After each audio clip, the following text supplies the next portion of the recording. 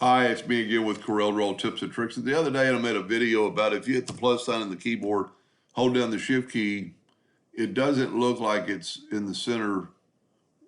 It is in the center of the page, but it's not in the center of the triangle. I just did another video about it actually is in the center. The distance is the same.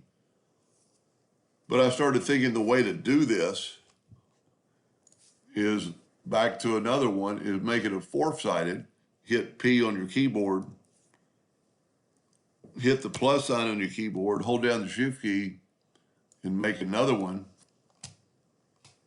and then select them both. Well, you have to select them one at a time, and make it a three-sided, and now it's back. So it's doing the exact same thing that we were doing the other day with the contour tool, but it just kind of shows you that it's not in the center, because now it is in the center. And if you look at it like this, it's in the center of the page. Where if we now take this triangle and hit P, it does that, and it's not in the center. You can tell the difference. Anyway, I hope that helped a little bit. Thank you for watching.